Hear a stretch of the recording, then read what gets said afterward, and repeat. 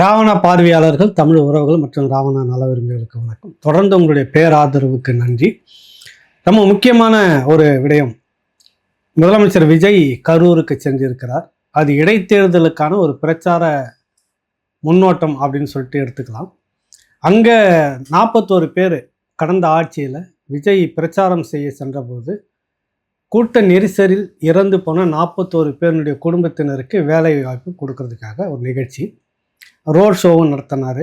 அது ஒரு முதலமைச்சர், நீங்கள் மக்களை சந்திக்க போகிறீங்க, தப்பெல்லாம் நடத்தலாம். பிறகு அடுத்தடுத்த விஷயங்கள் நீங்கள் அறிவிப்பு அந்த மேடையில் பேசுனது எல்லாத்தையும் பார்க்கும்போது ஒட்டுமொத்தமாக இன்னும் அந்த ஸ்கிரிப்ட் முதலமைச்சராகவே இருக்கிறார், யதார்த்த முதலமைச்சராக பழக்கம் ஆகலை அப்படின்றது தான் நம்ம எடுத்துக்க முடியுது. அந்த ஸ்கிரிப்ட் முதலமைச்சர் சரியாக தவறா அப்படின்னா அதோடு எனக்கு ஒன்றும் பெரிய விஷயம் இல்லை. உதயநிதி கூட வந்த புதுசில் இப்படி ஸ்கிரிப்ட் இல்லாமல் கூட ஆள் வச்சுக்கிட்டு தயங்கி தான் பேசியிருந்தார். பேட்டி கொடுக்காமவே தவிர்த்துக்கிட்டு இருந்தார். அப்புறம் ஒரு நீண்ட பயிற்சிக்கு பிறகு தான் கொஞ்சம் கொஞ்சமாக பேச ஆரம்பித்தார் உதயநிதி.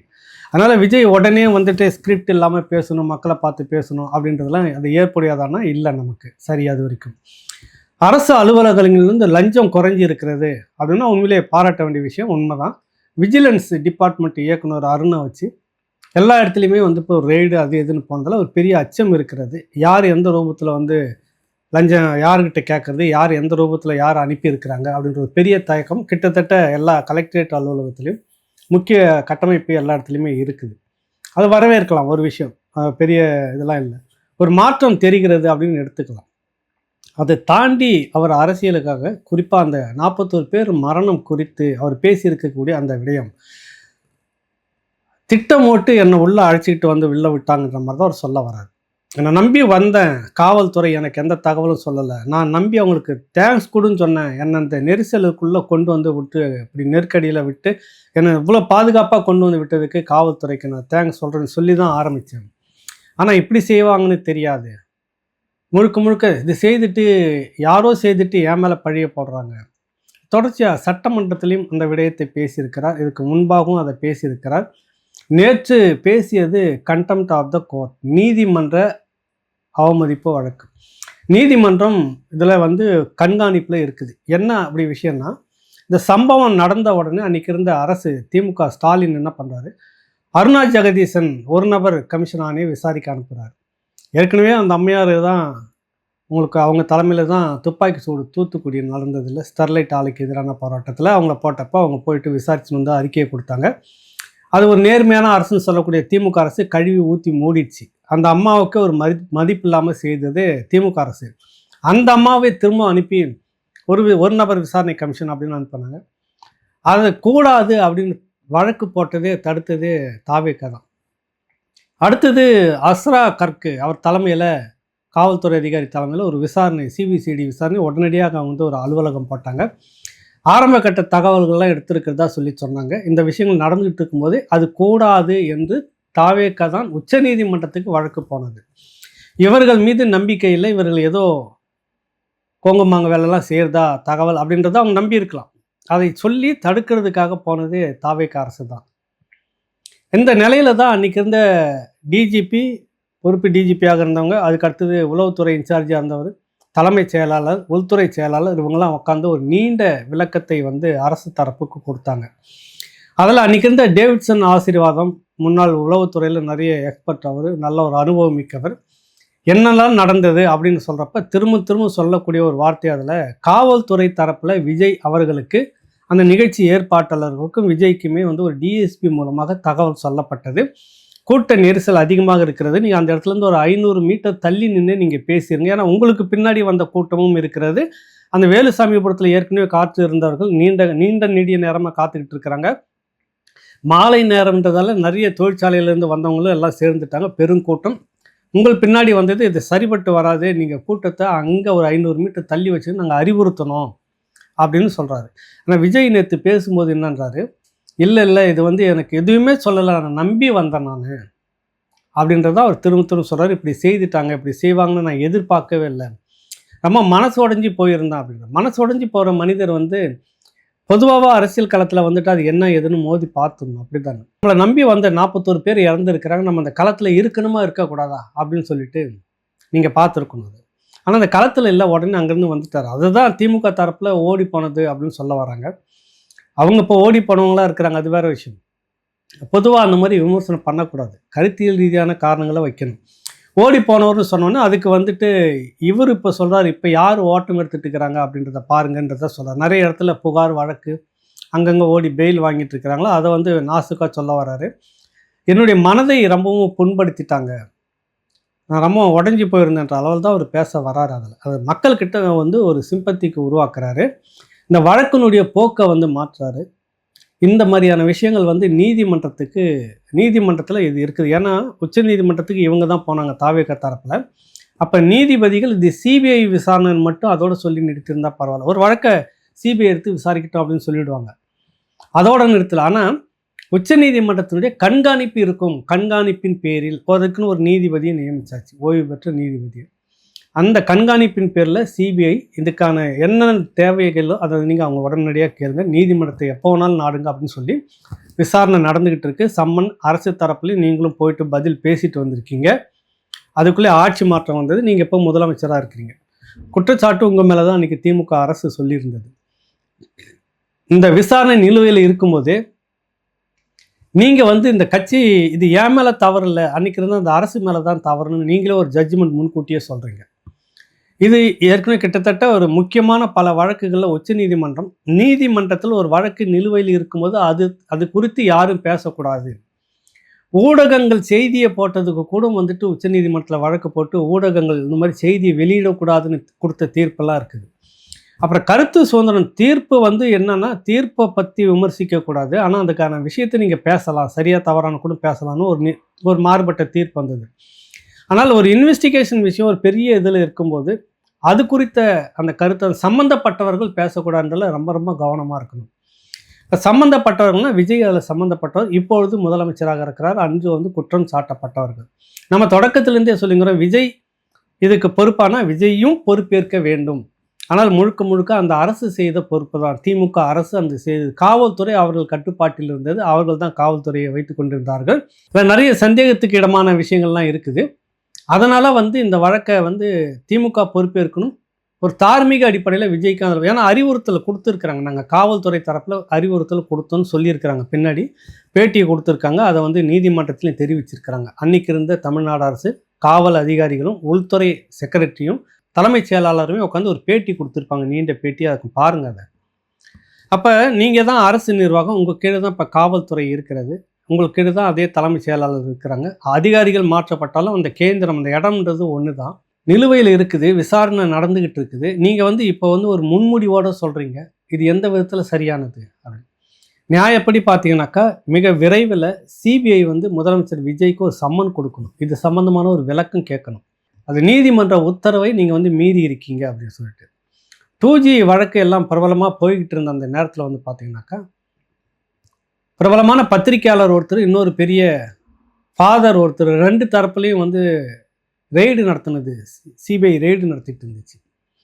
அது விஷயமான செய்திகள் ஊடகத்தில் வந்துக்கிட்டே இருக்கிறப்ப அவசர வழக்காக நீதிமன்றத்தில் போட்டு, இது ஏற்கனவே வழக்கு விசாரணையில் இருப்பதால் செய்திகள் இது சம்மந்தமாக வரும்போது விசாரணை பாதிக்கும் அப்படின்னு சொல்லி ஸ்டே வாங்கினாங்க தான் ஞாபகம்.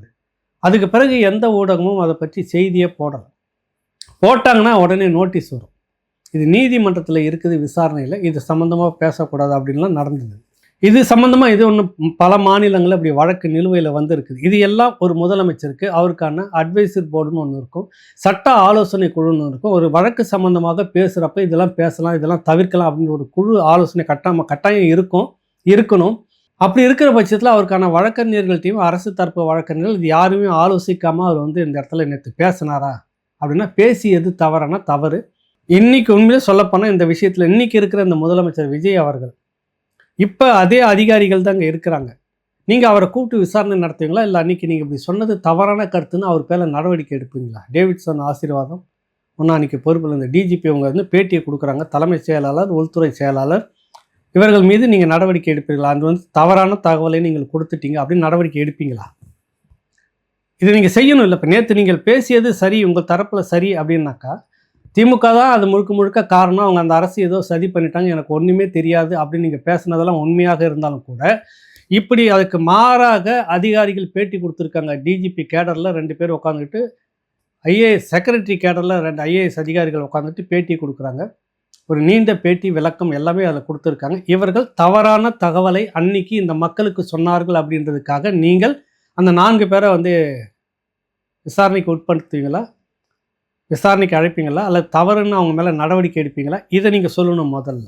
நீங்கள் அது மக்களை வந்து கவருவதற்கு உங்கள் பக்கத்தில் நியாயம் இருக்குதுன்னு காட்டுறதுக்கு பேசக்கூடிய விடயம் இது இல்லை. இது 41 பேர் மரணம். யாருன்னு ஒன்றும் தெரியல. நீங்கள் வந்து திமுக மேலே சொல்கிறீங்க, திமுக உங்கள் பேரில் சொல்லுது. நாங்கள் அறிவுறுத்தல் வழங்கின பிறகும் கூட அவர் நேராக உள்ளே வந்துட்டார், ஏற்கவில்லை அப்படின்றப்ப உங்களுக்கு ஏதோ மோட்டிவ் இருக்குது. குறிப்பாக அந்த காலகட்டத்தில் அந்த நேரத்தில் நீங்கள் திருவள்ளூர், சென்னைக்கு வந்து பிரச்சாரத்தை வந்து நீங்கள் வச்சுருந்தீங்க. அதை ஒத்தி வச்சுட்டு ஏன் நீங்கள் வந்து கரூர் வேலுசாமிபுரத்தில் அந்த நிகழ்ச்சியை வச்சிங்க அப்படின்ற கேள்வியெல்லாம் இருக்குது. நிறைய சந்தேகத்துக்கிடமான கேள்வி இருப்பதாக அன்று இருந்த திமுக அரசு இன்றும் அதை இந்த சார்ஜை சொல்லிக்கிட்டு இருக்கு. ஆக நீதிமன்றத்தில் இப்படி 2 தரப்பு இழுத்துட்டு இருக்கிற இந்த விடயத்தை, ஒரு சென்சிட்டிவான ஒரு விஷயத்தை ஒரு முதலமைச்சர் பொறுப்பின்றி பேசியது அந்த விதத்தில் சரியானது அப்படின்னு பார்க்க சரி கிடையாது. உடனடியாக சிபிஐனா டெல்லியிலேருந்து தான் வந்து கொடுக்கணும் அப்படின்றதுலாம் இல்லை. சிபிஐனுடைய இது வந்து தமிழ்நாட்டிலே இருக்கிறது. அவர்கள் இந்த விஷயத்தெல்லாம் உள்வாங்கி இருப்பாங்க. உடனடியாக முதலமைச்சருக்கு சம்மன் கொடுக்கலாம். இது விஷயமாக இப்போ மானிட்டரிங் கமிட்டி தான் அது வந்து உச்சநீதிமன்றத்தினுடைய மேற்பார்வை. இப்போ உச்சநீதிமன்றமே அவருக்கு நோட்டீஸ் கொடுத்து விசாரிக்கலாம். 2 நடக்கணும். ஒன்று சிபிஐ வந்துட்டு அவரை விசாரிக்கிறதுக்கு சம்மன் கொடுத்து அதை கொண்டு வரணும் உள்ளார. இல்லைன்னா உச்சநீதிமன்றம் வந்து இது கண்காணிக்குது. அதுக்கு யாருன்னா மனு போடுவாங்களா அப்படின்னு தெரியல.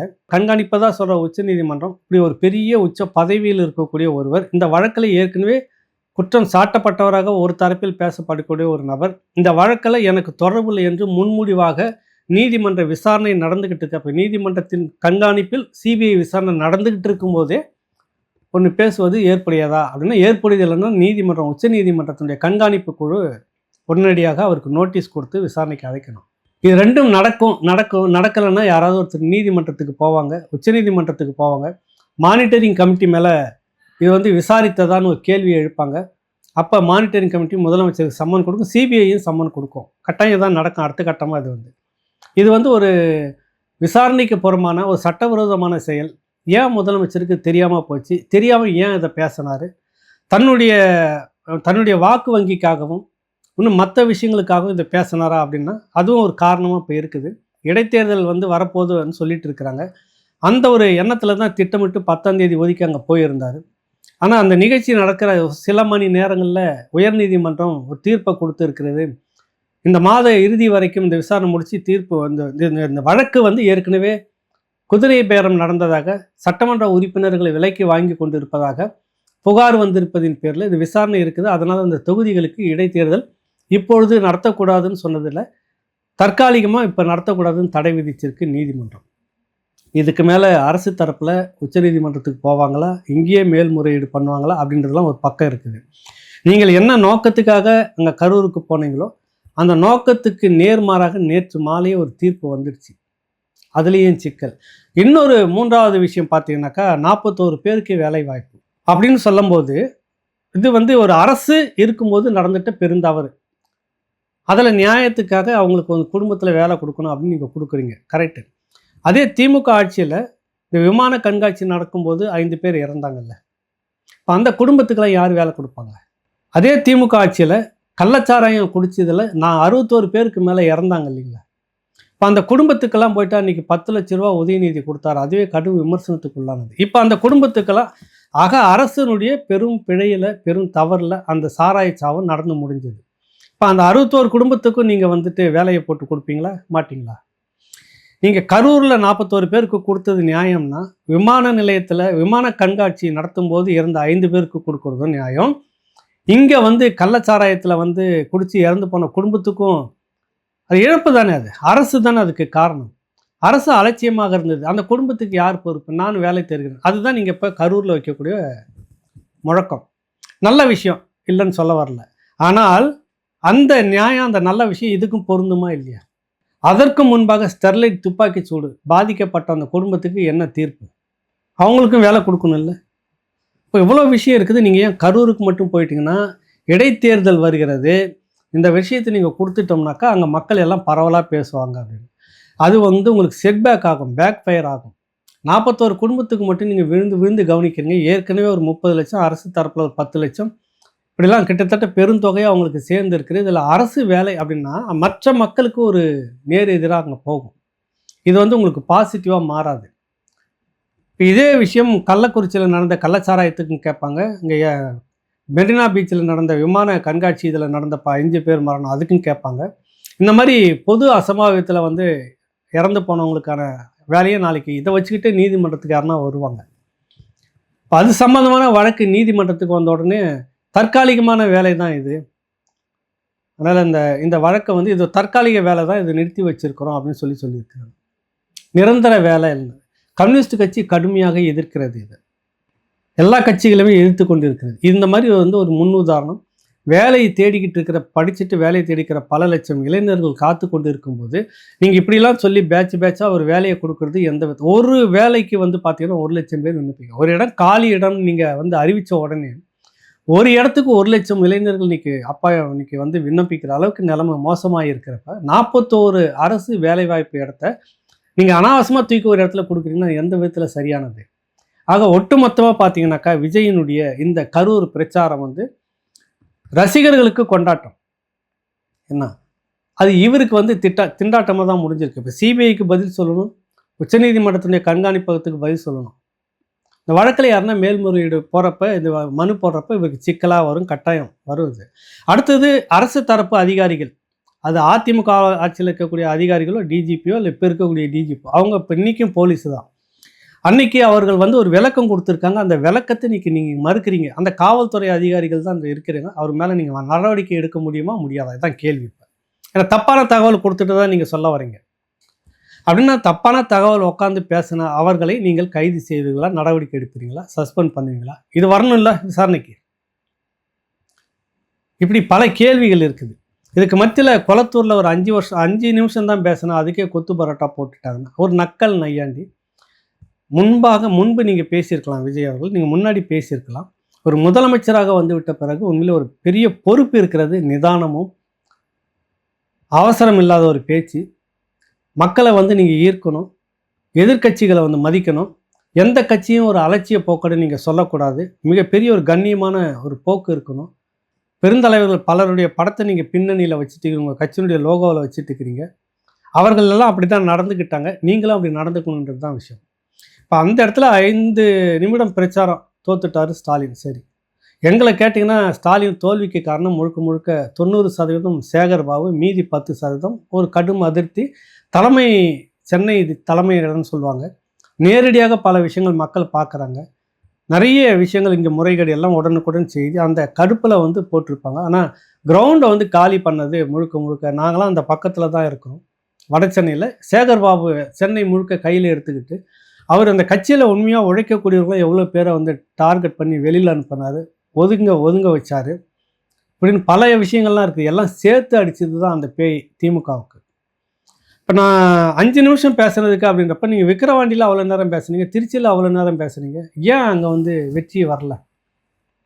7 மாவட்டங்களில் ஒரு கரூரில் மட்டும் 3ல் ஒரு தொகுதி, 4ல் ஒரு தொகுதி வெற்றி பெற்றிருக்குங்க. மீதி எல்லாமே இல்லை. 7 தொகுதி நீங்கள் ஒரு தொகுதி 7 மாவட்டத்தில் 5 தொகுதி 6 தொகுதி 7 தொகுதிகளுக்கு ஒன்று கூடமே நீங்கள் வெற்றி பெறலன்ற நிலை இருக்குது. ஏன் அது நடந்துச்சு?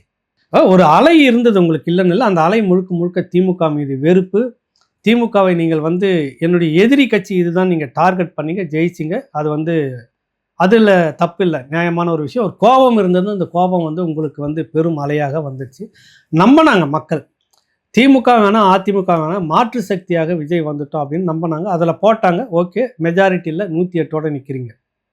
அது வரைக்கும் ஓகே. அதற்காக நீங்கள் எல்லா கட்சி தலைவர்களும் வந்து ஒரு தூக்கி எறிஞ்சு பேச முடியுமா அப்படின்னா நீங்கள் பேசக்கூடாது. அதான் முக்கியம். மற்றபடி உங்களுடைய அந்த ஆட்சியில் நீங்கள் சொன்னீங்கல்ல, இப்போ லஞ்சம் ஊழல் அப்படின்னு பேசுறதுக்கு யாருமே இல்லை, போன உடனே செய்து கொடுக்குறாங்க அப்படின்றலாம் ஒரு மாற்றம் உண்மையிலே கிரவுண்டில் இருக்குது. ஒரு அச்சம் இருக்கிறது அதிகாரிகள் மட்டத்தில். யார் எந்த ரூபத்தில் வந்து லஞ்சம் கொடுக்குறதா சொல்கிறாங்களோ, யாரை நம்பி நம்ம கேட்க முடியுமோ தெரியல. அது கூட விஜிலன்ஸ் வருதா, விஜிலன்ஸ் பதங்கிட்டு இருக்கிறாங்களா அப்படின்னு பல விஷயங்கள் வந்து இருக்குது. ஊழல் முறைகேடு, அந்த ஊழல் முறைகேடு நீங்கள் நீக்கிட்டதா மக்கள் வந்து ஒரு சந்தோஷத்தில் இருந்தாலும், உங்களுடைய ஆட்சியில் உங்கள் அரசு தரப்பு வழக்கறிஞராக அதில் நியமிக்கிறதுல உங்களுடைய கட்சியில் முக்கியமானவர் புஷி ஆனந்தும் 120 கோடிக்கு மேல வசூல் செய்து விட்டதாக, பணத்தை பெற்றுக்கொண்டு தான் பதவியை போட்டார்கள். உங்க கட்சி சார்பாக இருக்கக்கூடிய ஒரு வழக்கறிஞர்கள் அது விஷயமாக பேசி, அதுல மாரிதாசுங்கிற ஒரு சமூக ஆர்வலர் வந்து ஒரு வீடியோவும் இத்தனை கோடி இதுல முறைகேடு நடந்திருக்கு, விசாரிக்கணும் அப்படின்னு சொல்லி பேசியிருக்கிறதெல்லாம் நடந்திருக்கிறது. ஆக இங்கேயும் இதுக்கு நேர்மாறாகத்தான் இருக்கிறது. இன்னும் நிதானப்படணும். இப்போ கூட நான் சொல்லக்கூடியது இன்னும் அவகாசம் வேணும் விஜய் அவர்களுக்கு. ஆனா எடுத்தம் கவுத்துன்னு விமர்சனம் பண்றது சரியா அப்படின்னா அது இல்லை. இன்னும் அவகாசம் வேணும். ஆனா அந்த அவகாசத்துக்குள்ளார நீங்க பண்ற இந்த அலம்பல் வந்து ஏற்புடையதா அப்படின்னா இல்லை. மக்கள் அவகாசம் தரணும், எதிர்க்கட்சிகளும் அவகாசம் தரணும், எல்லாம் கரெக்டு. அதற்கேற்ப நீங்க இருக்கீங்களான்னா இல்லை. நீங்க எல்லாத்தையுமே தவறாக பிரச்சாரம் செய்துக்கிட்டு வரீங்க. அது ஏற்புடையதல்ல. இந்த வழக்கு நீதிமன்றத்தில் இருக்கும்போது கண்டெம்ட் ஆஃப் த கோர்ட் அப்படின்னு சொல்லுவாங்க. அதை வந்து நீங்க எதிர்கொள்ளணும். அதை நோக்கி அடுத்த கட்ட பரபரப்பு அதுதான் வரும். எதிர்க்கட்சி தரப்பில் இன்னைக்கு பார்த்தீங்கன்னாக்கா உங்களுக்கு டி ஜெயக்குமார் முன்னாள் அமைச்சர் இது விஷயமாக தான் பேசி பதிவு போட்டிருக்கிறாரு. கடும் கண்டனத்தை தெரிவிச்சிருக்கிறாங்க. அரசு வேலைவாய்ப்பு கொடுத்ததை கடும் கண்டனம் தெரிவிச்சிருக்கிறாங்க. ஒரு எதிர்ப்பு இல்லாத ஒரு ஆட்சி அப்படின்லாம் இருக்கிறதுக்கு வாய்ப்பு இல்லை. ஆனால் இந்த மாதிரியான எதிர்ப்புகள் வந்து இன்னும் நீங்கள் நிறைய யோசிக்க வேண்டிய ஒரு வாய்ப்பாக இருக்குது. அவசரப்பட்டு எடுத்தெறிஞ்சு பேசாதீங்க. இப்படி நீங்கள் பேசுனது நீதிமன்றத்தில் வழக்கு இருக்கும்போது பேசியது தவறு. சட்ட நடவடிக்கைகள் பாயும்ன்றது தான் இதில் சொல்ல வர முடியும். மீண்டும் ஒரு நிகழ்ச்சியில் உங்களை சந்திப்போம். நன்றி, வணக்கம்.